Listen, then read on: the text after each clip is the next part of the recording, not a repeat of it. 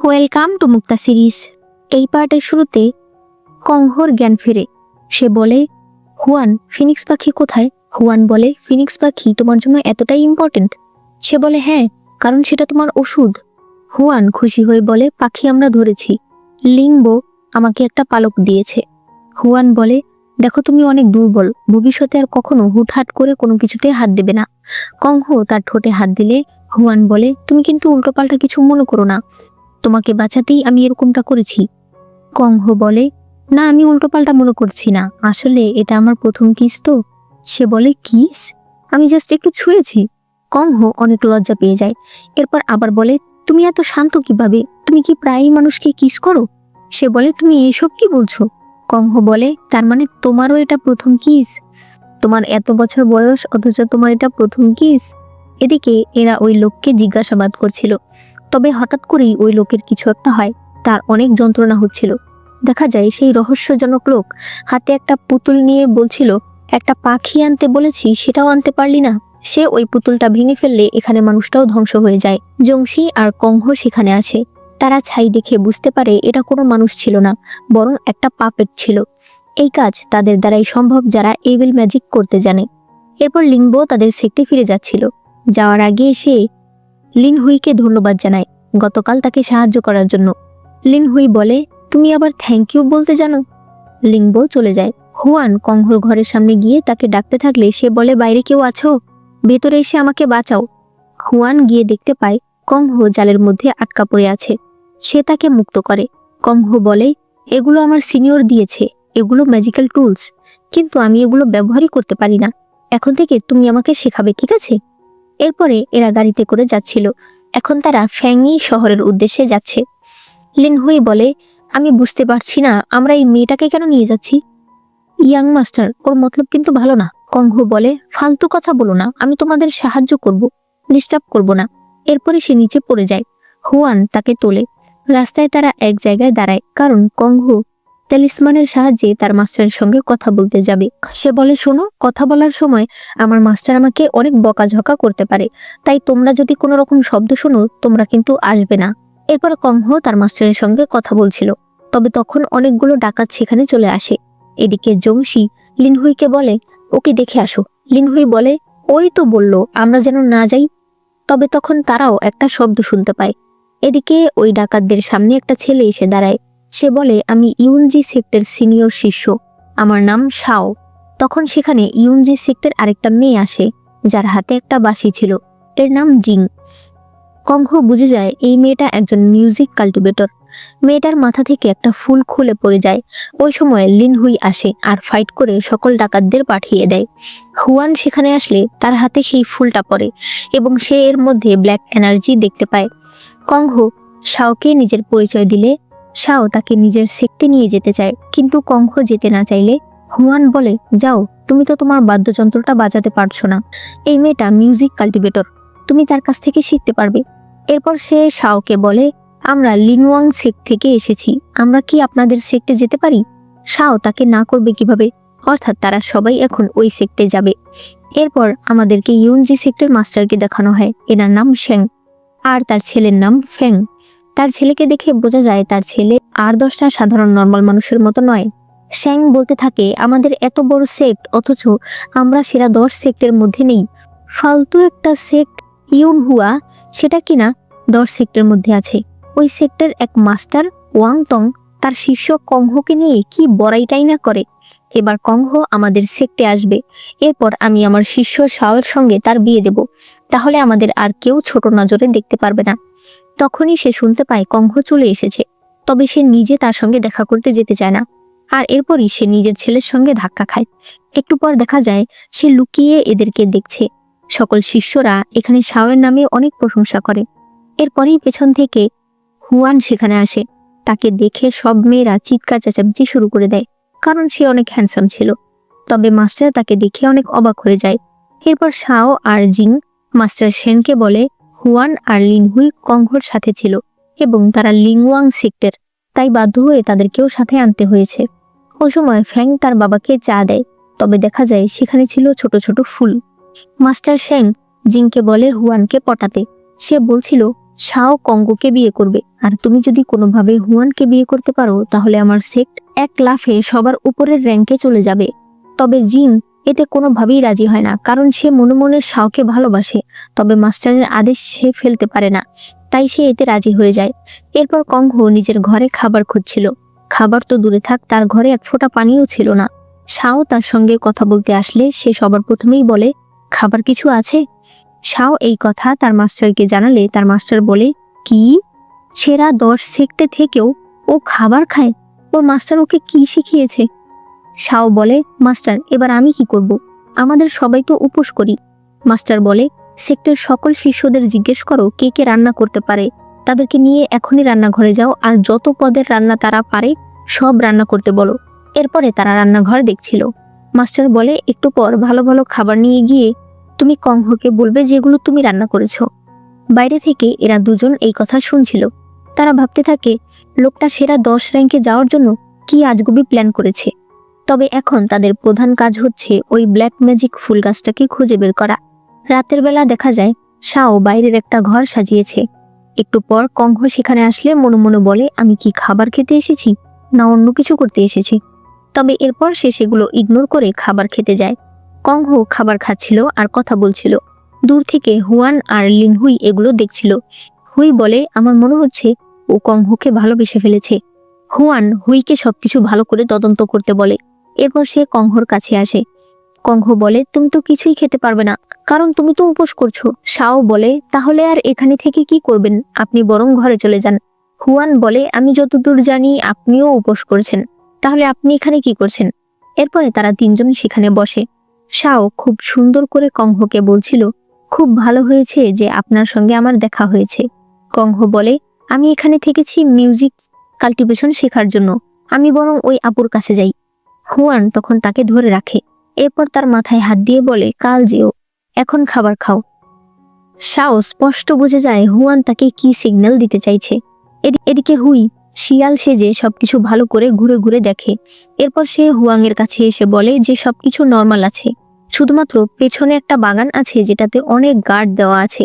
Juan বলে যে কোনো মূল্যে ওই জায়গায় ঢুকে সেটা ভালো করে দেখতে হবে। পরদিন সকালে এরা কথা বলতে বলতে আসছিল। শাও বলে, আমাদের এখানে স্প্রিং ওয়াটার রয়েছে। কঙ্গো বলে, তাহলে চলুন আমরা সেখানে ডিম সিদ্ধ করে খাই।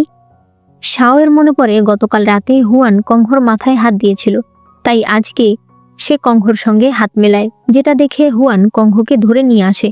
কঙ্গো সামনে একটা ফুল দেখে সেখানে যেতে চায়, তবে তখন সে পড়ে যেতে থাকলে হুয়ান তাকে বাঁচাতে গিয়ে নিজে পড়ে যায়। ওই বাগানটায় অনেক কাঁটা ছিল, যার ফলে রাতের বেলা হুয়ানের পিঠে অনেক চুলকাচ্ছিল। কঙ্গো এসে বলে, আমি ডাক্তারের কাছে জেনে আসলাম এটা নাকি চুলকে দিলে তোমার আরাম লাগবে, দাও আমি তোমাকে হেল্প করছি। হুয়ান বলে, তুমি আমার কাছে কেন এসেছো? তুমি তোমার শাও ভাইয়ার কাছে যাও। কঙ্গো বলে, কাল যাব, কালকে আমরা একসাথে ডিম সিদ্ধ করব। হুয়ানের মেজাজটা একেবারে খারাপ হয়ে যায়, সে তাকে ঘর থেকে বের করে দেয়। তবে এরপর কঙ্গো আবার আসে, সে তার পিঠে বরফের ছেঁকা দিয়ে দেয়। হুয়ান বলে, তুমি শাওয়ের সঙ্গে এত কেন মিশছো? ও তোমার কে হয়? কঙ্গো বলে, ও আমার বন্ধু, সবাই আমার বন্ধু। হুয়ান বলে, আমি? সে বলে, তুমিও আমার বন্ধু, তবে তুমি আর শাও আলাদা, তুমি আমার অনেক গুরুত্বপূর্ণ বন্ধু। ধরো, যদি বন্ধুত্বের কোনো র্যাঙ্ক হয় তাহলে শাও 10 নম্বরে আর তুমি 2 নম্বরে। হুয়ান বলে, 1 নম্বরে কে? কঙ্গো বলে, 1 নম্বরে আমার সিনিয়র আপু। এরপর সে আবার তার পিঠে বরফ ঘষে দিচ্ছিল। ওই সময় মাস্টার সেন শাওকে নিয়ে হুয়ানের সঙ্গে দেখা করতে আসছিল। তবে তখন বাইরে থেকে তারা শুনতে পায় কঙ্গো বলছে, তোমার কি একটু আরাম লাগছে? এই কথা শুনে তারা ঘরে চলে আসে। শাও বলে, মাস্টার ওরা অলরেডি এক ঘরে আছে, আমি এই মেয়েকে কিভাবে বিয়ে করব? মাস্টার বলে, তুমি কিভাবে মেয়ে পটাও যে ও তোমার কাছে না এসে হুয়ানের কাছে গেল? আমার মনে হয় মেয়েটার মন অনেক নরম, কাউকে অসুস্থ দেখলে ওর খারাপ লাগে, তাহলে তোমাকেও এবার আঘাত পেতে হবে। এরপর পরদিন তারা একটা কম্পিটিশনের আয়োজন করে, যেখানে শাও আর অন্য একটা ছেলে ফাইট করছিল। তবে এরপর মাস্টার ইশারা দিলে শাও তার সামনের ছেলেটাকে ইশারা দেয়, যার ফলে সেই ছেলেটা তাকে অনেক মারে। কিন্তু কঙ্গোর এতে কিছুই আসে যায় না। শাওয়ের জুনিয়র জিন সেখানে এসে কান্নাকাটি শুরু করে, অর্থাৎ তাদের এই প্ল্যান কোনো কাজেই লাগে না। তাই এরপর তারা অন্য প্ল্যান করে। একটু পর শাও কঙ্গোর কাছে এসে বলে, আমাদের এখানে অনেক ভালো ভালো ম্যাজিক্যাল টুলস রয়েছে, আপনি চাইলে যে কোনো একটা নিতে পারেন, আপনি আমার সঙ্গে চলুন। কংহ ভালো মনে তার সঙ্গে ম্যাজিক্যাল টুলসের রুমে আসে। তবে এরপর শাও ইচ্ছে করে ওই ঘরের দরজা বন্ধ করে দেয়। কংহ বলতে থাকে, এটা কিভাবে হলো, এখন আমরা কি করব? এদিকে হুয়ানকে বলে শাও ইচ্ছে করে ঘরের দরজা বন্ধ করে দিয়েছে। হুয়ান তাকে সেই ঘরের সামনে দাঁড়াতে বলে, কোনো বিপদ হলেই যেন সে কংহকে নিয়ে আসে। এরপর সেই ঘরের সামনে দাঁড়িয়েছিল।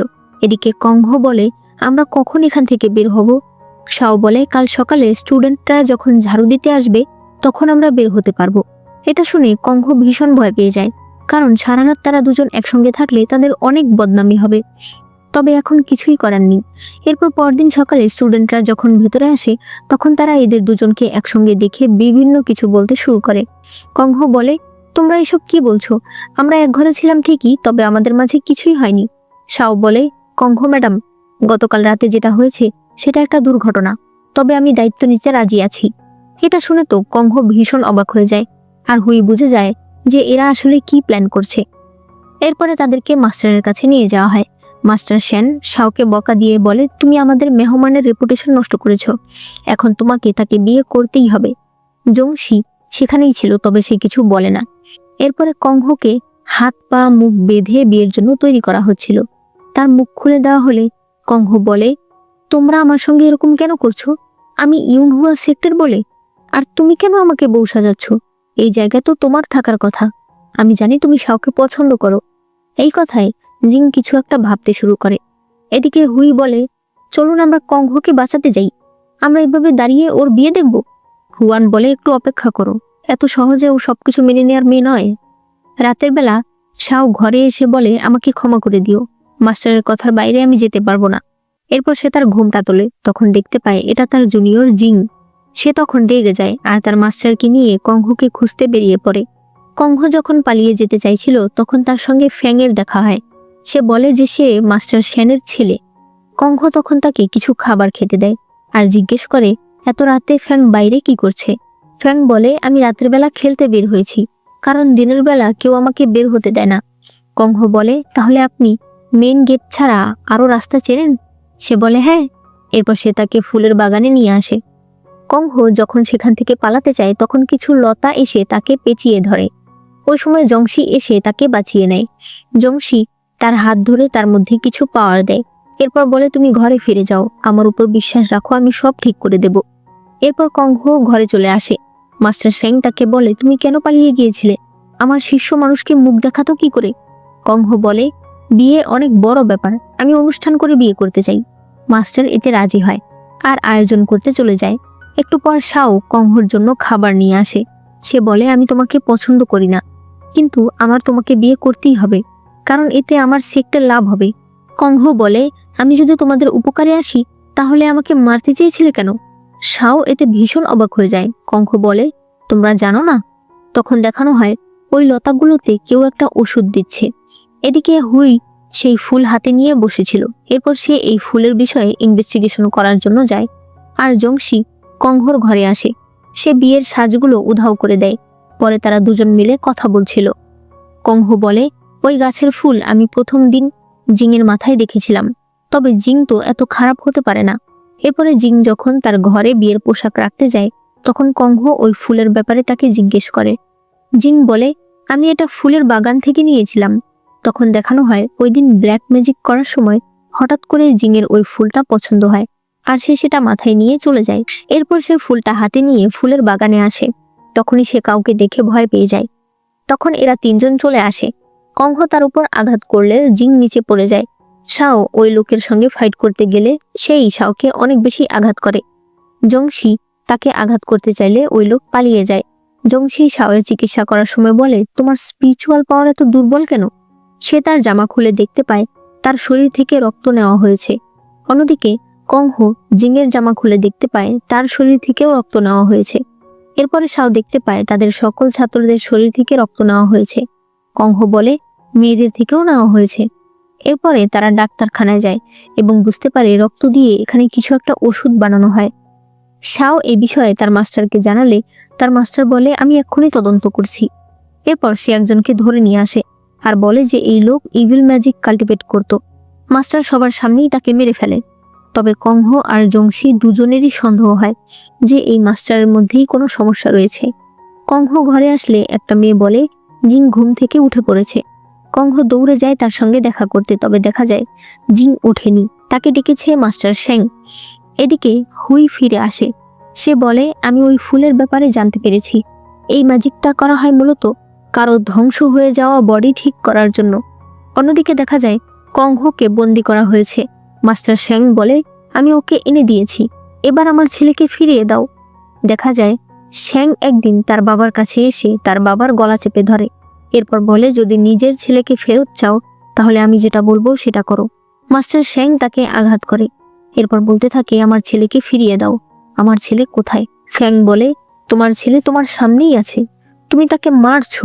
আমি তোমার ছেলের বডিতে চলে এসেছি, আমার কথা শুনলেই তুমি তোমার ছেলেকে ফেরত পাবে।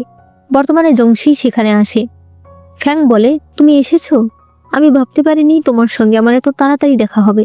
জংশি তখন বলে, তার মানে এটা তুই? তখন দেখানো হয় ওই দিন যিশুর বডি ধ্বংস হওয়ার পর যিশুর আত্মা ফ্যাংয়ের শরীরে ঢুকে যায়। এরপর থেকে সেই সকল স্টুডেন্টদের থেকে রক্ত নিয়ে ব্ল্যাক ম্যাজিক শুরু করে। কংহকে এখানে আসতে দেখেই সে প্ল্যান করেছিল কংহর পাওয়ার দিয়েই সে তার বডি রিকভার করবে। তবে এখন জংশি আবারও তার সঙ্গে ফাইট শুরু করে। যিশু ফ্যাংয়ের শরীর থেকে বের হয়ে যায়। অন্যদিকে কংহর চারপাশে ডিভাইন আগুন লেগেছিল। জংশি সেখানে যেতে চাইছিল, তবে হুই তাকে ধরে রাখে। একটু পর দেখা যায় কংহ একটা সাদা পোশাক পরা আগুন থেকে বাইরে চলে এসেছে। জংশি দৌড়ে গিয়ে তাকে জড়িয়ে ধরে। কংহ বলে, এই পোশাকটা আমার মাস্টার দিয়েছিল, ভালোই হয়েছে, আজ কাজে লেগে গেল। আমি তো ভেবেছিলাম আমি আমার সিনিয়রদের, আমার মাস্টারকে আর তোমাকে আর দেখতে পাবো না। জংশির শরীর অনেক খারাপ লাগছিল, তাই সে নিজে নিজেই তার এনার্জি রেগুলেট করতে থাকে। তবে এতে তার অনেক যন্ত্রণা হয়। পরে সে ওই মাস্টারের কাছে যায়। দেখা যায় ফ্যাং মারা গেছে। জংশি বলে, আপনি কংহকে ওই ফুলের বাগানে নিয়ে গিয়েছিলেন, তাই তো? আপনার ভাগ্য ভালো যে কংহ ভালো আছে। মাস্টার বলে, আমার কোনো উপায় ছিল না, আমার ছেলের জন্য আমাকে এগুলো করতে হয়েছে। জংশি এরপর বাইরে চলে আসে, তবে একটু পরেই তার শরীর অনেক খারাপ হয়ে যায়। কংহ এরপর নিজে তার পাওয়ার রেগুলেট করতে থাকে। এদিকে কংহর সেক্টরের সবাই এই ঘটনা জানতে পেরেছে এবং তারা ভীষণ চিন্তায় পড়ে যায়। অন্যদিকে ঝাওহান সেক্টরের মাস্টার লিংবোকে বলছিল ইভিল ম্যাজিক করে বডি রিকভার করা সম্ভব, তাই অনেক ডেমনরাই সেটা করে এবং এজন্য নীল ফিনিক্স পাখি তাদের জন্য খুবই গুরুত্বপূর্ণ। এখানে আমরা জানতে পারি লিংবো আসলে এই মাস্টারের মেয়ে। এখন লিংবো ইভিল ম্যাজিক সম্পর্কে তদন্ত করতে চায়। তার মা প্রথমে রাজি না হলেও পরে রাজি হয়ে যায়। এরপর আমাদেরকে যিশুকে দেখানো হয় যে ডেমন রিলেমে ফিরে এসেছে। সে বলতে থাকে, ওই কংহ মেয়েটা আবারও আমার বডি নষ্ট করে দিয়েছে, আর তোমাদের দ্বারা একটা নীল ফিনিক্স পাখি আনা সম্ভব হলো না। সৈন্যরা সবাই ক্ষমা চায়। এরপর শাও জিংয়ের সেবা করছিল। সে বলতে থাকে, দয়া করে তুমি উঠে পড়ো, তুমি যা বলবে আমি তাই করব। এরপর সে এদেরকে বিদায় জানাতে আসে। কংহ বলে, আমি এসেছিলাম মিউজিক কাল্টিভেশন শিখতে, কিন্তু তা তো হলোই না। শাও বলে, আপনি সেটা শিখতে চাইলে ইচেং শহরে যেতে পারেন। জিং সেখানে থেকেই মিউজিক কাল্টিভেশন শিখে এসেছিল। এরপর এরা ইচেন শহরের উদ্দেশ্যে যাচ্ছিল। কংহ বলে, শুনেছি ওই শহরে নাকি একটা গাছ রয়েছে যেখানে প্রেমিক প্রেমিকারা তাদের নাম লিখে বেঁধে রাখে, তাহলে তারা আজীবন একসাথে থাকে। আরো শুনেছি সেখানকার ছেলেরা নাকি দেখতে খুবই হ্যান্ডসাম। এগুলো আমি মাস্টার রাইটারের বইয়ে পড়েছি। জংশি বলে, অসম্ভব, মাস্টার রাইটার এগুলো লিখতেই পারে না। কংহ বলে, তুমি তাকে বেশি জানো নাকি আমি বেশি জানি? জংশি বলে, আমি নিজেই মাস্টার রাইটার। এটা শুনে কংহ হাসতে শুরু করে, মানে তার কথা তার বিশ্বাস হয়নি। এরপর আমাদেরকে ইচেং শহর দেখানো হয়। একজন লোক এখানকার সবচেয়ে ট্যালেন্টেড মিউজিশিয়ান তং এর সঙ্গে দেখা করতে এসেছে। সে সেতার বাজিয়ে তার উপর অ্যাটাক করতে থাকে, তবে এরপর তং এর অ্যাটাকে সে একেবারে উল্টে পড়ে যায়। অর্থাৎ তং মিউজিক কাল্টিভেশনে অনেক পারদর্শী। এরপর কংহরা সবাই ইচেং শহরে এসে এখানকার সবচেয়ে ভালো মিউজিশিয়ানের নাম জিজ্ঞেস করলে তং এর নাম জানতে পারে। তবে তং নিজের প্যাভিলিয়ন ঝাওতং ছাড়া অন্য কোথাও দেখা করে না এবং খুব কম লোকেরাই তাকে দেখেছে। ওই প্যাভিলিয়ন মূলত মহিলাদের জন্য যারা নিজেদের পার্টনার খুঁজতে যায়। সেখানে গিয়ে তারা ছেলেদের পারফরমেন্স দেখে এবং যাকে ভালো লাগে তাকে টাকা দিয়ে নিয়ে আসতে পারে। তারা একটা বাড়ি ভাড়া করে যাতে পরদিন তারা তংয়ের সঙ্গে দেখা করতে পারে। এরপর জংশি ভালোবাসার উপন্যাস পড়ছিল। সে বলতে থাকে, কোনোদিন ভাবতে পারিনি তোমার সঙ্গে দেখা হওয়ার পর আমি এই সব জিনিস পড়ব। তবে এই বিষয়ে যা লেখা আছে তা কি সত্যি? আমি কি সত্যি তোমাকে ভালোবেসে ফেলেছি? তখন কঙ্ঘ সেখানে এসে শুনে ফেলে, আর সে সেই বইটা কেড়ে নেয়। সে বলে, তুমি প্রেমে পড়েছ? এই জন্যই তো তুমি রোমান্টিক উপন্যাস পড়া শুরু করেছো। বলো না তুমি কাকে পছন্দ করেছো? কঙ্ঘ বলে, দেখো, মিথ্যা বলার চেষ্টা করো না। আমি জানি কাউকে না কাউকে তুমি অবশ্যই পছন্দ করেছো। তবে তুমি এই বইগুলো পড়ে কি বুঝতে চাইছো? তুমি আমাকে জিজ্ঞেস করো। আমি এই সব বই পড়েছি। তুমি আমাকে বলো, ওই মেয়েটার কাছে থাকলে তোমার কি হার্টবিট বেড়ে যায়? জংশি তখন সেটা মনে করে। কঙ্ঘ বলে, তুমি কি তাকে বিপদ থেকে বাঁচাতে চাও? জংশি মনে করে, হ্যাঁ সত্যি, সে তাকে বিপদ থেকে বাঁচায়। কঙ্ঘ বলে, তাকে হারানোর কথা ভাবলেই তোমার দুনিয়া অন্ধকার হয়ে যায়? জংশি মনে করে, ওই দিন কঙ্ঘ যখন বিপদে পড়েছিল তখন সত্যিই তার পৃথিবী অন্ধকার হয়ে গিয়েছিল। জংশি বলে, হ্যাঁ আমার এরকম হয়। কঙ্ঘ বলে, তাহলে তুমি সত্যিই ওই মেয়েকে ভালোবেসে ফেলেছো। এবার তুমি আমাকে বলো, মেয়েটা কে? সে কি জানে তুমি তাকে ভালোবাসো? জংশি বলে, আসলে আমি না, এগুলো হুইয়ের কথা। ও একটা মেয়েকে ভালোবেসে ফেলেছে, তবে ও ওর মনের কথা বুঝতে পারছিল না, তাই আমি ওকে সাহায্য করার জন্য এই বইগুলো পড়ছিলাম। তবে তুমি কিন্তু আবার হুইকে জিজ্ঞেস করো না, ও আবার লজ্জা পেয়ে যাবে। কঙ্ঘ তার কথাতে রাজি হয়। এরপর পরদিন তারা অনেক সুন্দরভাবে তৈরি হয়, কারণ আজ তারা তংয়ের সঙ্গে দেখা করতে যাবে। কঙ্ঘ ভেতরে গেলে এক ওয়েটার তার কাছে কিছু চায়। কঙ্ঘ বলে, পরে দেব। তবে তখন চেন নামে এক মহিলা সেই ছেলেটাকে একটা স্পিরিট স্টোন দিয়ে দেয়। সে কঙ্ঘকে বলে, এখানে পদে পদে সবাইকে স্পিরিট স্টোন দিতে হয়। কঙ্ঘ নিজের থেকে একটা স্পিরিট স্টোন মহিলাকে দিয়ে দেয়। এদিকে পারফরমেন্সের জন্য ছেলেদের সিলেক্ট করা হচ্ছিল। সেখানে হুই আসে, তবে হুইকে দেখে এরা সবাই তাকে রিজেক্ট করে দেয়। হুই তখন তাদেরকে গল্প বলতে শুরু করে। তার গল্প শুনে তারা তাকে সিলেক্ট করে নেয়। এরপর জংশি সেখানে আসে। তাকে দেখেই সবাই বলে তার সিলেকশন হয়ে গেছে। জংশি নিজেও অনেক অবাক হয়ে যায় যে কোনো পরীক্ষা না দিয়ে কিভাবে তার সিলেকশন হয়ে গেল। এরপর তারা বাইরে আসলে এক লোক হুইকে রান্নাঘরে যেতে বলে। অন্যদিকে নিচে একটানা পারফরমেন্স হচ্ছিল। রান্নাঘরে হুইকে থালা বাসন ধুতে দেওয়া হয়। এদিকে পারফরমেন্স করতে জংশি আসে। তার বাঁশির সুর অনেক সুন্দর ছিল। তাকে দেখে চ্যান নামে ওই মহিলার মন খারাপ হয়ে যায়। কঙ্ঘ মনে মনে বলে, এত সুন্দর করে বাজালে আমাদের মিশন কমপ্লিট হবে কি করে? দেখা যায় জংশি তার মনের কথা শুনতে পাচ্ছে। সে বলে, তুমি চাইছো আমি খারাপভাবে বাজাই, যেন তং নিজে আমার সুর ঠিক করতে আসে? এরপরে জংশি এমন সুর বাজায় যে সবাই কানে হাত দিয়ে রাখে। তখন এক ওয়েটারের ধাক্কা লেগে একটা ফুলদানি কঙ্ঘর উপর পড়তে থাকলে জংশি উড়ে যায় তাকে বাঁচানোর জন্য।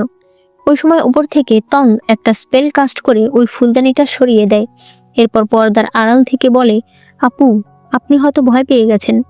ক্ষমা হিসেবে আমি আপনার জন্য একটা সেতারের সুর বাজাচ্ছি।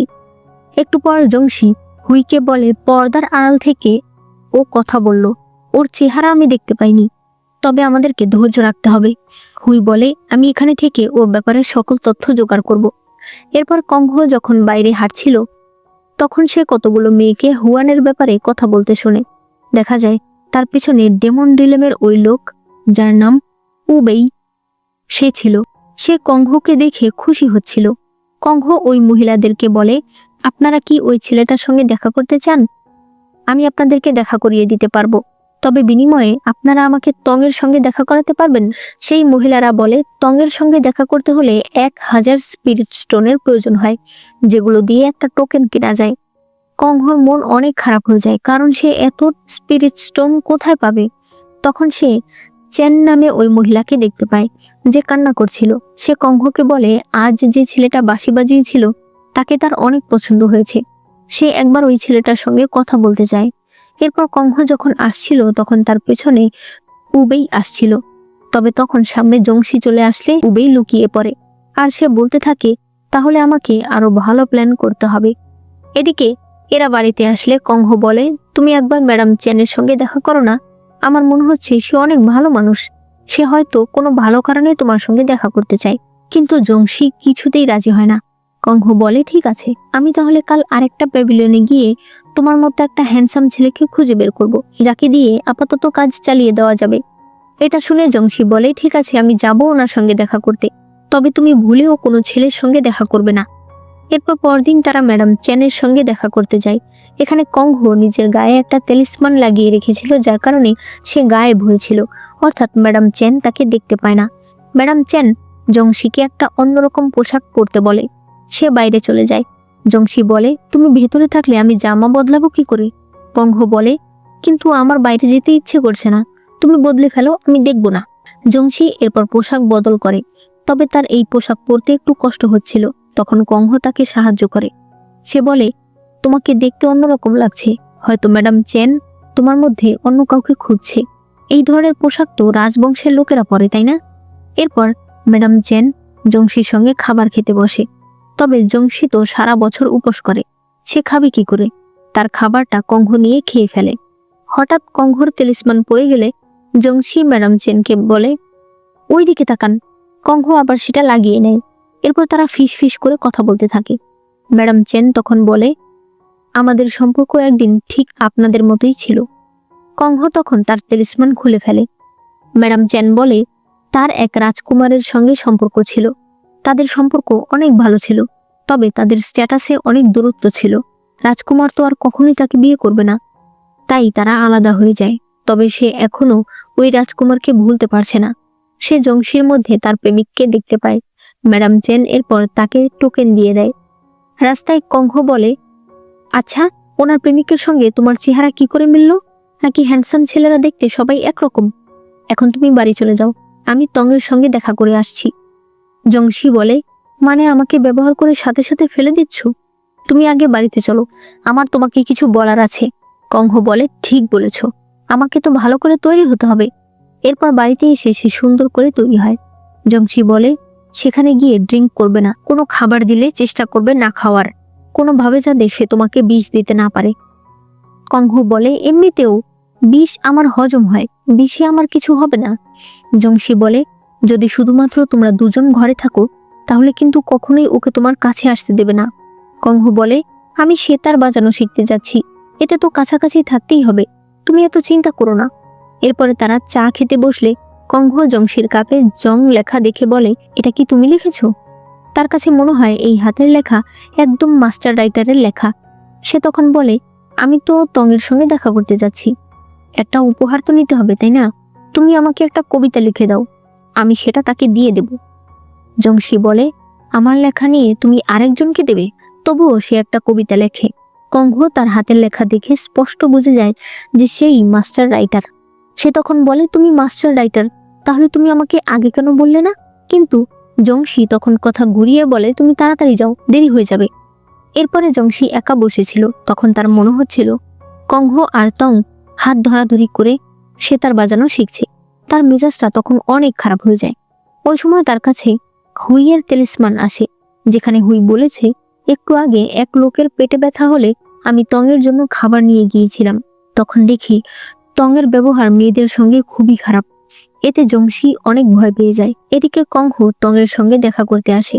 সে ঘরে গেলে দেখতে পায় তং বিছানায় আছে এবং সে তাকে ডাকছে। কংহো বাইরে থেকে বলে, আপনি পোশাক পরে নিন, নয়তো আপনার ঠান্ডা লেগে যাবে। তং এরপর পোশাক পরে বাইরে আসে। কংহো তাকে নিজের হেয়ারপিন খুলে সেই বাদ্যযন্ত্রটা দেখায়। এই বাদ্যযন্ত্রটার নাম কংহো, তবে আমরা এটাকে ইংলিশ নাম অর্থাৎ হার্প নামে ডাকবো। কংহো বলে যে এটা আমি বাজাতে পারি না। তং বলে, চলুন আমি আপনাকে শিখিয়ে দিচ্ছি। এরপরে সে কংহোর একদম কাছে চলে আসে। তখন কংহোর মনে পড়ে জংশি তাকে তংয়ের কাছ থেকে একটু দূরে থাকতে বলেছে, তাই সে উঠে পড়ে আর বলে, আপনি একাই করুন, আমি দূর থেকে দেখছি। তং এরপর তাকে ড্রিঙ্কে কিছু মিশিয়ে খেতে দেয়, তবে কংহো সেটা খাওয়ার পরেও কিছু হয় না। তং পরে আরো বেশি মিশিয়ে কংহোকে দেয়। কংহোর মনে তখন সন্দেহ হয়। সে বলে, আমার অনেক ঠান্ডা লাগছে, জানালা কি খোলা? তং জানালা বন্ধ করতে গেলে কংহো ড্রিঙ্ক বদল করে দেয়। তং এসে সেটা খেয়ে ফেলে আর এরপর তার শরীর খারাপ হয়ে যায়, এমনকি তার চেহারার উপর থেকে চামড়া উঠতে শুরু করে। কংহো বলে, আপনি কেন আমার ড্রিঙ্কে এগুলো মিশিয়েছিলেন? আপনি আসলে কি চাইছেন? তং বলে, কি চাইছি? আমি তোমার চেহারা চাইছি। এদের মধ্যে ফাইট শুরু হয়ে গেলে কংহো কোনো মতে সেখান থেকে পালিয়ে আসে। তখন জংশি আর হুই সেখানে আসে আর তংকে ধরে ফেলে। জংশি কংহোকে নিয়ে বাইরে আসে। কংহো বলে, ওর চেহারা থেকে চামড়া উঠছিল, আমি গিয়ে দেখে আসি ওর আসল চেহারা দেখতে কেমন। জংশি বলে, তুমি যেতে পারবে না, কারণ আমি অসুস্থ। আমার পেটে ব্যথা, পায়েও ব্যথা, মাথাটাও ব্যথা। কংহ এসব শুনে তাকে নিয়ে তাড়াতাড়ি বাড়িতে চলে আসে। এদিকে হুই বলে, একটু তোমার চেহারাটা দেখাও দেখি, দেখি তুমি কত হ্যান্ডসাম। কিন্তু যখন সে তার চেহারা দেখে তখন সে একেবারে অবাক হয়ে যায়। সে বলে, তুই? তং বলে, কোনোদিন ভাবতে পারিনি তোর সঙ্গে আমার এইভাবে দেখা হবে। সে জোরে জোরে হাসতে থাকে। বাড়িতে কংহ জংশির পিঠ মাসাজ করে দিচ্ছিল। কংহর কেয়ার দেখে জংশির অনেক ভালো লাগছিল। এরপর জংশি বলে, তুমি আর কখনো এরকম করবে না। সে উঠে তার হাত ধরে কিছু বলতে চায়, তবে এরপর আবার নিজেকে শান্ত করে বলে, এরপর থেকে তুমি কোনো ছেলের সঙ্গে থাকলে দূরত্ব বজায় রাখবে। কংহ এরপর তার থেকে দূরে চলে যায় আর বলে, এতটা দূরত্ব? ঠিক আছে, তোমার সঙ্গে কথা বললেও আমি এখন থেকে দূরে থাকব। জংশি বলে, কিন্তু আমরা আলাদা। কংহ তখন হেসে তার কাছে আসে। সে বলে, আমি মজা করছিলাম, আমরা তো বন্ধু। জংশি বলে, আমরা কি শুধুই বন্ধু? কংহ এরপর তার গালে হাত দিয়ে বলে, তোমার কি হয়েছে? তোমার সারা চেহারা লাল হয়ে গেছে। কিন্তু জংশি তাকে কিছুই বলতে পারে না। এদিকে লিংবো তংয়ের প্যাভিলিয়নে আসে আর এক লোকের কাছ থেকে এখানে এখন কি ঘটেছে তা সব জানতে পারে। অন্যদিকে এরা দুজন দাবা খেলছিল। কংহ বলে, আচ্ছা তুমি কেন সবাইকে বলো না যে তুমি মাস্টার রাইটার? তুমি এত বড় একজন লেখক। জংশি বলে, বড় লেখক? শুধুমাত্র তুমি ছাড়া আর কেউ আমার বই পড়ে না। তখনই হুই সেখানে আসে। সে বলে, আমি সবকিছু সামনে নিয়েছি ইয়াং মাস্টার, আমরা দুজনেই যেহেতু ডেমন, তাই দয়া করে ওকে ছেড়ে দিন। কংহ ভীষণ অবাক হয়ে বলে, তুমি ডেমন কাল্টিভেটর? তুমি ডেমন থেকে কাল্টিভেশন শিখেছ? তুমি তো অনেক ট্যালেন্টেড। তবে তাহলে তোমাদের দেখা কোথায় হয়েছে? হুই তার এই কথার উত্তর না দিয়ে চলে যায়। এরপর সে নদীর পাড়ে গিয়ে ড্রিঙ্ক করতে থাকে। তখন সে কল্পনা করে সে আর তং দুজনেই শিয়াল ছিল। তারা খুব ভালো বন্ধু ছিল। একসাথেই তারা মানুষের রূপ পেয়েছে। দুজনেই কাল্টিভেশন শিখতে শুরু করে। তবে হুই বলে, তোমার শক্তি আগের থেকে অনেক বেড়ে গেছে। এটা কিভাবে হলো? তং বলে, কারণ আমি একটা মেয়ে পার্টনার পেয়েছি। হুই এরপর গাছে বসেছিল। তখন কেউ একজন সেখানে একটা স্ট্রাইক করে। হুই নিচে আসলে দেখা যায় সেখানে জংশি এসেছে। হুই তার পাওয়ার দেখে মুগ্ধ হয়ে যায়। সে তার মতো হতে চায়। জংশি বলে, আমাকে নকল করলেই তুমি আমার মতো হতে পারবে না। যতটা পরিশ্রম আমি করেছি তোমাকেও ততটাই পরিশ্রম করতে হবে। হুই এতে রাজি হয় আর তার সঙ্গে কাল্টিভেশন শিখতে চায়। এরপর থেকেই হয়তো তারা একসঙ্গে আছে। বর্তমানে জংশি হুইয়ের কাছে টেলিসমান পাঠিয়ে বলে, তুমি কোথায় আছো? বাড়িতে চলে আসো, একসঙ্গে ড্রিঙ্ক করব। তবে এরপর আবার বলে, থাক, আসতে হবে না। তখন কংহ সেখানে আসে। সেও তার সঙ্গে ড্রিঙ্ক করতে শুরু করে। এদিকে দেখা যায় তং আর এক মহিলা উবের কাছে এসে ক্ষমা চাইছে, কারণ তারা কংহকে ধরতে পারেনি। তবে তারা তাদেরকে আরেকটা সুযোগ দিতে বলে। এইবার তারা অবশ্যই পারবে। রাস্তায় তংয়ের সঙ্গে লিংবোর দেখা হয়। লিংবো তংকে মারতে চায়। তখন তং তাকে বন্দি করে নিয়ে আসে এবং একটা ওষুধ খাওয়ায়। এদিকে এরা দুজন বিভিন্ন জিনিস নিয়ে কথা বলছিল। জংশি বলে, তোমার অনেক বন্ধু আছে, কিন্তু তুমি জানো আমার কোনো বন্ধু নেই। ছোটবেলা থেকেই আমি শুধু ট্রেনিংই করেছি। কংহ তার হাত ধরে বলে, আমি তোমার বন্ধু, আমি আজীবন থাকবো তোমার সাথে। এখানে সিন কাট হয়ে যায়। এরপর দেখা যায় সকাল হয়ে গেছে আর এরা দুজন এভাবে ঘুমিয়ে আছে। জংশির ঘুম ভাঙলে সে কংহর চুলে হাত দেয়, তবে এতে কংহ উঠে পড়ে। পরে কংহ বলে, হুই কোথায় গেল? তখন তারা মনে করে গতকাল রাতে তারা যখন ড্রিঙ্ক করছিল ওই সময় হুই এসেছিল।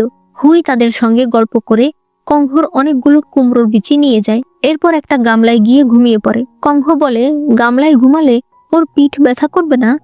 জংশি বলে, ও একটা শিয়াল, ওদের এইসবে অভ্যাস আছে।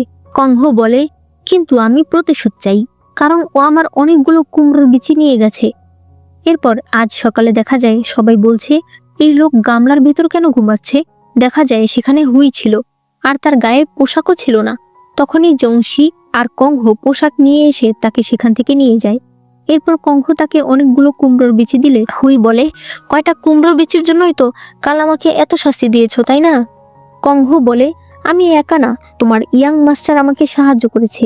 ওই সময় সেখানে একটা মেয়ে আসে যে কংহকে তাদের সেক্টে আমন্ত্রণ জানাতে এসেছে। এরপরে এরা তিনজনই ওই সেক্টে তাদের লিডারের সঙ্গে দেখা করতে আসে। এটা ছিল একটা মহিলা যাকে আমরা উবের সাথে দেখেছিলাম। মহিলাটি তাদেরকে সাদরে আমন্ত্রণ জানায়। এরপর তাদের জন্য একটা নৃত্য পরিবেশন করে। তবে ওই গানের সুরে এরা তিনজনই ঘুমিয়ে পড়ে। তখন উবেই সেখানে আসে। মহিলাটি বলে, আমরা আমাদের হিপনোসিস টেকনিক ব্যবহার করে এদেরকে ঘুম পাড়িয়ে দিয়েছি, এরা সহজে উঠবে না। উবেই কংহোকে নিয়ে যাবে আর এদের দুজনকে মহিলাটিকে দেখতে বলে। একটু পর জংশির জ্ঞান ফেরে। সে দেখতে পায় তার 4 হাত পা বাঁধা। ওই মহিলা এসে বলে, নড়াচড়া করো না, তুমি এটা খুলতে পারবে না। জংশি বলে, আমার সাথের লোকেরা কোথায়? সে বলে, মেয়েটাকে উবেই নিয়ে গেছে, হয়তো মেয়েটা উবের কোনো ক্ষতি করেছে। এটা শুনেই জংশি নিজের পাওয়ার ব্যবহার করে শিকল ভেঙে ফেলে। মহিলা বলে, আমাদের এত পাওয়ারফুল শিকল তুমি কিভাবে ভাঙলে? তখন সে নিজের তলোয়ার দেখায় আর মহিলাটি বুঝে যায় এটাই জংশি। এদিকে হুইয়ের জ্ঞান ফিরলে সে সামনে তংকে দেখতে পায়। সে বলে, তুমি আসলে কি চাইছো? তং তখন কল্পনা করে একদিন সে হুইকে কতগুলো মেয়ের কাছে নিয়ে যায়। সে বলে, এই মেয়েগুলোকে ব্যবহার করলেই তোমার ট্রিবলিউশন তাড়াতাড়ি হয়ে যাবে। আমরা ডেমন, আমাদের ডেমনের পথেই হাঁটা উচিত। হুই বলে, তুমি এসব কি বলছো? এটা খারাপ পথ। তং বলে, খারাপ পথ? তাহলে তুমি লিনওয়াং সেক্টের ওই ছেলেটার সঙ্গে কাল্টিভেশন শিখতে চাইছো? তুমি একটা ডেমন, তুমি ভেবেছো ওরা কখনো তোমাকে মেনে নেবে? হুই বলে, সেটা নিয়ে তোমাকে ভাবতে হবে না। সে চলে যেতে চায়। তখন তং ওই মেয়েগুলোকে মেরে ফেলে, যেটা দেখে হুই ভীষণ রেগে যায় আর তার সঙ্গে ফাইট শুরু করে। এরপরে তাকে আঘাত করে বলে, আজ থেকে তোমার আর আমার পথ আলাদা। বর্তমানে হুই হাত খুলে ফেললে তং বলে, তুমি আমার ডেমনিক দড়ি কিভাবে খুললে? হুই বলে, আমি তোমাকে আগেই বলেছি, তুমি যে পথে হাঁটছো সেটা মাত্র কয়েক দিনের আনন্দ। তং বলে, আর তুমি যে পথ বেছে নিয়েছো সেটা ভালো। আমি দেখো কত সম্মানে আছি, আর তুমি মানুষের সেবক হয়ে আছো। তুমি একদিন বুঝতে পারবে মানুষরা কত খারাপ। হুই বলে, সব মানুষ এক না। তং বলে, তুমি কার কথা বলছো? ওই ছেলেটা আর ওই মেয়েটা, তারা খুব তাড়াতাড়ি মারা যাবে। আর একটা মেয়ে আমার কাছে বন্দি আছে, তার নাম লিংবো। লিংবোর নাম শুনে হুই অবাক হলে সে বলে, তুমি তাকে চেনো? তুমি তাকে পছন্দ করো? ওই মেয়েটা ঝাওহান সেক্টের পরবর্তী লিডার, আর তুমি একটা শিয়াল যে কিনা অন্যের সেবক। আমি অতীত ভুলে যাচ্ছি, তুমি আমার সঙ্গে জয়েন হও। হুই রাজি না হলে সে তাকে তার মিউজিক কাল্টিভেশন দিয়ে অ্যাটাক করে। হুই তখন তাকে চরম আঘাত করে। এরপর বলে, আধা ঘন্টা পরই তোমার স্পিরিচুয়াল পাওয়ার নষ্ট হয়ে যাবে, তুমি আর কখনো কাল্টিভেশন করতে পারবে না। তং বলে, তুমি আমাকে বাঁচিয়ে রেখেছো কেন? তুমি জানো এই পৃথিবীতে একা থাকা কত কষ্টের? এরপরে সে নিজেই নিজেকে আঘাত করে মেরে ফেলে। হুইয়ের হাতেই তার বন্ধু মারা যায়, এতে সে ভীষণ কষ্ট পায়। এদিকে উবেই কংহোর ভেতরে সিল ভাঙতে চাইছিল। ওই সময় সে কারো পায়ের শব্দ শুনতে পায়। তখন দেখা যায় জংশি আর বাকিরা এসে দেখতে পায় এই জায়গা খালি। রাস্তায় উবেই কংহোকে নিয়ে যেতে চাইছিল, তবে তখন কংহোর ভেতর থেকে একটা ফিনিক্স জেগে ওঠে। ওই সময় জংশি সেখানে চলে আসে। এটা দেখে উবেই পালিয়ে যায়। এরপর কংহোর ফিনিক্স পাখিটাও শান্ত হয়ে যায় আর সে নিচে পড়ে যায়। এর পরের সিনে হুই বলে, আপনারা ফ্যাংই শহরে যান, আমি এই জায়গাটা ভালো করে দেখে আমাদের সেক্টে এ বিষয়ে একটা রিপোর্ট পাঠিয়ে আসছি। তখন কংহো সেখানে একটা ডিম পড়ে থাকতে দেখে, সে সেটা নিয়ে নেয়। এরপরে এরা দুজন যাচ্ছিল। কংহো বলে, আচ্ছা আমি হঠাৎ করে এত পাওয়ারফুল কি করে হলাম? জংশি বলে, সেটা তো ভালো হয়েছে তাই না? তুমি তো পাওয়ারফুলই হতে চেয়েছো, তোমার মধ্যে স্পিরিচুয়াল রুট নেই, কিন্তু তুমি অনেক এনার্জি ফিল করতে পারো। তাহলে হতে পারে তোমার ভিতরে কোনো শক্তি সিল করে দেওয়া আছে। সেটা উবে বুঝতে পেরেছে। কংহো বলে, কিন্তু এখন তো আমি আবার কোনো পাওয়ার ফিল করতে পারছি না। এখন যদি ওই উবে আবার আসে, আমি তো শেষ। জংশি বলে, তোমার ভয় পাওয়ার কি আছে? আমি আছি, হুই আছে, তোমার মাস্টার আছে। কংহো বলে, হ্যাঁ আমার সাথে অনেক মানুষ আছে, আমি এসবে ভয় পাই না। এদিকে লিংবো তার হাত খোলে। তখন সে সামনে অনেকগুলো মেয়েকে বন্দি অবস্থায় দেখতে পায়। সে তাদেরকেও খোলে। ওই সময় হুই সেখানে আসে। সে হুইকে বলে, তার মানে এই সব কিছু তুমি করেছো? হুই বলে, তুমি কি পাগল হয়েছো? আমি তোমাকে বাঁচাতে আসলাম। এরপরে তারা রাস্তা দিয়ে যাচ্ছিল আর হুই তংয়ের ব্যাপারে সব কথা লিংবোকে বলে দেয়। লিংবো বলে, জানো ও ওইসব মেয়েদের ধরে রেখেছিল তাদের চামড়া তুলে নিজের চেহারা ঠিক করার জন্য। ওকে যদি আমি নিজের হাতে মারতে পারতাম তাহলে আমার কত নাম হতো। হুই বলে, মানে তুমি যা কিছু করছো শুধুমাত্র নামের জন্য? এরপরে লিংবো বলতে থাকে সেও ফ্যাংই শহরে যেতে চায়, কারণ সেখানে তার সিনিয়র রয়েছে। এরপর দেখা যায় এরা দুজন ফ্যাংই শহরে এসে খাবার খাচ্ছে। একটু পরে হুই সেখানে এসে তাদের সঙ্গে খেতে শুরু করে। এখানে তারা বিভিন্ন গল্প করে। পরদিন সকালে হোটেলের একটা ছেলে কংহোকে বলে, আপনার নামে এত বড় পার্সেল এসেছে। কংহো খুলে দেখতে পায় সেখানে অনেক কিছু রয়েছে। এই সব কিছু তার মাস্টার আর তার সেক্টের লোকেরা তার জন্মদিন উপলক্ষে পাঠিয়েছে। জংশি বলে, এই সব কিছু তুমি তোমার একটা স্টোরেজ ব্যাগের ভিতর রাখতে পারবে? সে বলে, হ্যাঁ আমি এক ব্যাগের ভিতরেই সবকিছু রাখি। জংশি বলে আমিও কিছু। এরপর আবার কথা ঘুরিয়ে বলে আমি আর হুই তোমাকে কিছু উপহার দিতে চাই, বলো তুমি কি চাও। একটু পর দেখা যায় কংঘ পিঠা বানাচ্ছে। জংশি বলে তোমার যদি এই পিঠা খেতে ইচ্ছে করে হুই বাজার থেকে কিনে নিয়ে আসুক। কংঘ বলে সেটা কি এক হলো, আগে আমার সিনিয়র আপু আমার জন্য জন্মদিনে বানাতো, এখন না হয় আমি নিজেই বানালাম। আচ্ছা, তোমাদের সেক্টের কেউ কি রান্না বান্না পারে না? জংশি বলে না। কংঘ বলে তাহলে তোমাদের সেক্টে কোনো মেয়ের বিয়ে হলে সে তো না খেয়ে মরে যাবে। জংশি বলে আমি রান্না করতে পারি না, তবে তার জন্য একটা রান্না করার মানুষ রেখে দিলেই তো হলো।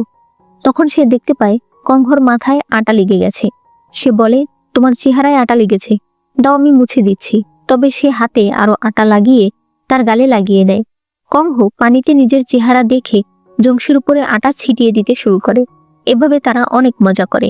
এরপর তারা বাইরে বসলে জংশি হাতে একটা ফুল আনে আর বলে এটা ইচ্ছে পূরণ করার ফুল, তুমি এর কাছে নিজের ইচ্ছেগুলো বলতে পারো। কংঘ মনে মনে 3টা ইচ্ছের কথা বলে। জংশি বলে যত সময় লাগলো, এতে মনে হচ্ছে তুমি 3টা উইশ করেছো। প্রথমটা তোমার মাস্টার যেন ভালো থাকে, দ্বিতীয়টা তোমার সেক্টের সবাই যেন ভালো থাকে। কংঘ বলে তুমি এগুলোও বলতে পারো, তাহলে বলো তো আমার তৃতীয় উইশ কি ছিল। সে বলে এটা আমি বলতে পারছি না, তুমি বলো। তবে কংঘ তাকে বলে না। এরপর সে তার বানানো পিঠা জংশিকে খেতে দেয় আর বলে আমি জানি তুমি উপোস করছো, তারপরও আজকের দিনটা একটু খাও। কিন্তু জংশি না করে। কংঘ খেতে শুরু করলে জংশি অপর সাইড থেকে খেতে যায়। ওই সময় হুই তাদেরকে দেখতে পায়। এরপর সে সেখানে ফায়ারওয়ার্কস জ্বালাতে শুরু করে, যেটা দেখে এরা দুজন ভীষণ খুশি হয়ে যায়। কংঘ দেখতে পায় তার ব্যাগটা নড়াচড়া করছে। সে ব্যাগে হাত দিয়ে একটা জিনিস বের করে। এরপর বলে এটা আমি যে একটা ডিম এনেছিলাম সেটা থেকে বের হয়েছে। এটা কি? হুয়ান বলে এটা ব্লু ফাঙ্গাস, যেটা আমার ওষুধের জন্য দরকার। কংঘ বলে ওই ফুলটা তো আসলেই কাজ করে, আমি এইমাত্র আমার 3 নম্বর উইশে বলেছিলাম আমরা যেন তোমার ওষুধ তাড়াতাড়ি পেয়ে যাই, আর দেখো একটা পেয়েও গেলাম। হুয়ান অনেক খুশি হয় যে কংঘ তার জন্মদিনের উইশে হুয়ানের জন্য উইশ করেছে।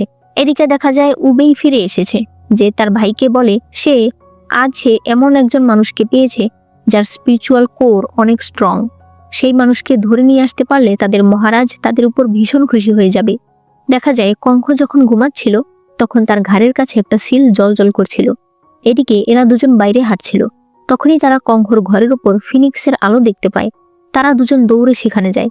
জংশি তার তলোয়ার দিয়ে কংঘর ব্যারিয়ার ভাঙতে চায়, তবে এতে তারা দুজনেই ছিটকে বাইরে পড়ে যায়। হুই সাথে সাথে অজ্ঞান হয়ে যায়। সেই ফিনিক্স পাখিটা জংশিকে আঘাত করতে চাইলে কংঘ তার সামনে এসে দাঁড়ায়। এতে ওই সিল তার ভেতরে চলে যায়।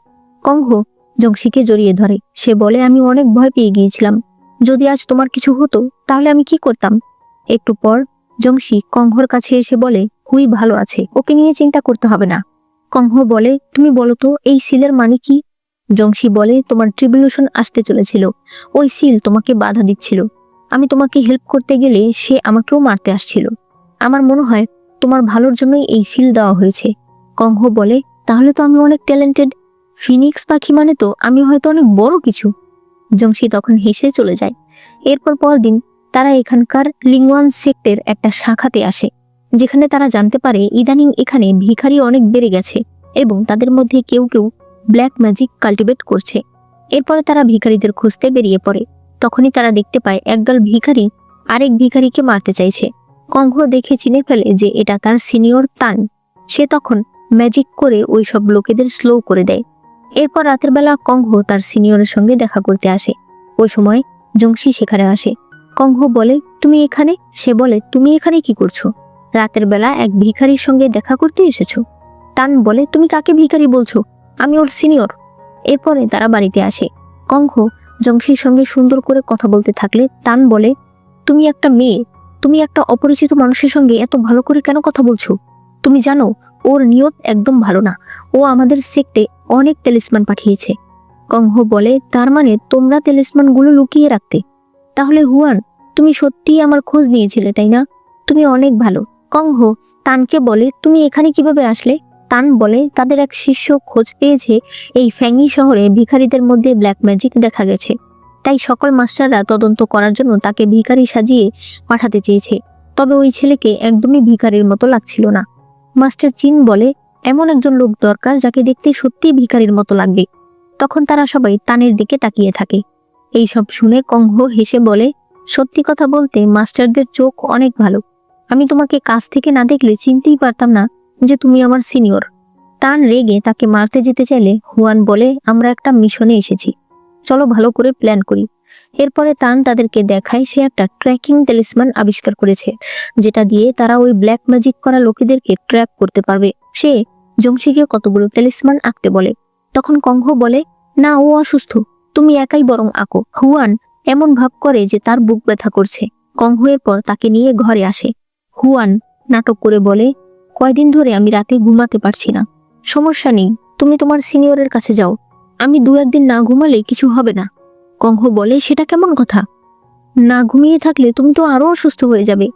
আমি বরং তোমাকে কিছু গল্প বলছি। এরপর সে তাকে অনেকগুলো গল্প বলে। হুয়ান মাথা নিচে করে বসেছিল। কংহ মনে করে সে ঘুমিয়ে পড়েছে। সে চলে যেতে চায়, তখন হুয়ান বলে, তোমার সিনিয়রের কাছে যাচ্ছ? যাও, আমি না হয় 2-1 দিন না ঘুমিয়ে থাকলাম। কংহ বলে, আমি না হয় তোমাকে আরো গল্প বলছি, দেখো তোমার ঘুম আসে কিনা। এরপর গল্প বলতে বলতে সে নিজেই ঘুমিয়ে পড়ে। হুয়ান তাকে বিছানায় শুইয়ে দেয়। পরদিন এরা ভিখারিদের মাঝে খাবার বিতরণ করতে আসে। তবে সেই খাবারের ভেতর ট্র্যাকিং টেলিসমান ছিল। তবে তখন সেখানকার 2 এলাকার মানুষের মধ্যে মারামারি শুরু হয়ে যায়, কারণ এই 2 এলাকার 2টো ছেলে মেয়ের বিয়ে ভেঙে গিয়েছিল। কংহ এদেরকে শান্ত করার জন্য সে আর হুয়ান উঁচু বিল্ডিং এ উঠে পড়ে। এরপর চিৎকার করে নাটক করে বলতে থাকে, হুয়ান, আমি তোমাকে অনেক ভালোবাসি, কিন্তু যেহেতু আমরা একসাথে থাকতে পারবো না, তাহলে বরং আমি মরে যাচ্ছি। নিচে থেকে তারা বলতে থাকে, হ্যাঁ, মরেই যাও। কংহ বুঝতে পারে তাকে আরো নাটক করতে হবে। সে তখন হুয়ানকে তাকে জড়িয়ে ধরতে বলে। এরপর আরো কান্না করে বলতে থাকে, আমাদের 2 শহর কখনো মিলবে না, আমরাও কোনোদিন এক হতে পারবো না। নিচে থেকে কিছু লোকেরা বলতে থাকে, এদেরকে তো আমাদের শহরের মনে হচ্ছে না, আর মনে হচ্ছে এরা নাটক করছে, এরা সত্যিকারের প্রেমিক প্রেমিকা নয়। হুয়ান তখন কংহকে কিস করে। এতে সবাই বিশ্বাস করে নেয় এরা সত্যি কাপল। তারা তখন বলে যে তারা আর ফাইট করবে না, এখন থেকে মিলেমিশে থাকবে। এই ঘটনার পর তান কংহকে মারতে থাকে। কংহ বলে, বিশ্বাস করো তান ভাইয়া, ওর সঙ্গে আমার তেমন কোনো সম্পর্ক নেই, আমরা নাটক করছিলাম। তান বলে, নাটক করতে গিয়ে কেউ কিস করে? ওই সময় হুয়ান সেখানে আসে। সে বলে, এজন্য যদি শাস্তি দিতে হয় সেটা তোমার আমাকে দেওয়া উচিত। এতে কংহর কোনো দোষ নেই। সে লাঠিটা ফেলে দেয়। এরপর সে তার হাতে ওষুধ লাগিয়ে দেয়। কংহ বলে, আজ তুমি অনেক ভালো অভিনয় করেছো। হুয়ান বলে, ওটা অভিনয় ছিল না, তুমি পরে বুঝতে পারবে। এদিকে হুই লিংবোকে দেখতে পায়। সে বলে, তুমি শুধুমাত্র নাম করার জন্য এখন ভিখারি সেজে চলে এসেছো। সে তাকে নিজের তেলিসমান দেয় আর বলে, যদি কোনো বিপদে পড়ো তাহলে অবশ্যই আমাকে ডেকো, আমি চলে আসব। অন্যদিকে কংহ ভাবছিল হুয়ান কি বলতে চাইলো, সেটা অভিনয় নয় তাহলে কি ছিল। অন্যদিকে হুয়ান মনে করছিল কংহ তার সিনিয়রকে বলছিল, হুয়ান আমার অনেক ভালো বন্ধু। এরপর পরদিন তারা রেস্টুরেন্টে খাবার খেতে আসে। কংহ তানকে খাবার দিলে তান সবগুলোই বলে যে সে খাবে না। সে বলে, তুমি আমাকে খাবার কেন দিচ্ছ? আমি তোমার সিনিয়র, আমি তো আর তোমার অনেক ভালো বন্ধু নই। কংহ বলে, তুমি এমন কেন করছো? সে তখন মিথ্যা মিথ্যা কান্না শুরু করে। তান বলে, এগুলো কান্না দিয়ে তুমি আমাকে বশ করতে পারবে না। কংহ এরপর রাগ করে বাইরে চলে যায়। হুয়ান বলে, এই জায়গায় কংহ নতুন, যদি ওর কোনো বিপদ হয়। হুই বলে, এখানে আরো মানুষ ব্ল্যাক ম্যাজিক কাল্টিভেট করে, যদি তাদের কারো হাতে কংহ পড়ে যায়। এরপরে তারা দুজন বাইরে চলে আসে। হুই বলে, সেক্ট থেকে বেরিয়ে এসে আপনি তো ভালো অভিনয় শিখে গেছেন। তখনই তান সেখানে আসে আর বলে, আমার জুনিয়রের নামে আজে বাজে কথা বলবে না, ওর কিছু হবে না। এরপরে তারা তাকে খুঁজতে বেরিয়ে পড়ে। তান কংহকে সামনে দেখে বলে, আমি একটু রেগেছি বলে তুমি বাইরে বেরিয়ে আসবে, যদি কিছু হতো। কংহ বলে, তুমি ঠিক করে খাবার খাচ্ছ না, তোমার মন মেজাজ অনেক খারাপ, তুমি যখনই এরকম করো তখন দেখা যায় তোমার কোষ্ঠকাঠিন্য হয়েছে, তাই আমি তোমার জন্য কোষ্ঠকাঠিন্য দূর করার ওষুধ এনেছি। হুই হেসে বলে, তোমাদের সেক্ট তো দারুণ, একজনের কোষ্ঠকাঠিন্য, একজন সারা বছর টয়লেটে পড়ে থাকে। তখনই তান দেখতে পায় তার ট্র্যাকিং স্টোন জ্বলজ্বল করছে, অর্থাৎ কোনো ভিখারি হয়তো ব্ল্যাক ম্যাজিক কাল্টিভেট করার চেষ্টা করছে। আর এখানেই এই পার্টটি শেষ হয়ে যায়। তোমাদের কাছে মনে হচ্ছে ড্রামাটি বেশি একটা ভালো লাগছে না, কারণ তোমরা পর্যাপ্ত লাইক আর কমেন্ট করছো না। প্লিজ একটু বেশি বেশি লাইক, কমেন্ট আর শেয়ার করে দিও, যাতে একটু ভিউজ বেড়ে যায় আর ভিডিও দিতে আমার আগ্রহও বেড়ে যায়। তাই অবশ্যই ভিডিওতে লাইক করে দিও। ভিডিও কেমন লেগেছে সেটা জানিও, আর চ্যানেলে নতুন হলে চ্যানেলটাকে সাবস্ক্রাইব করে দিও।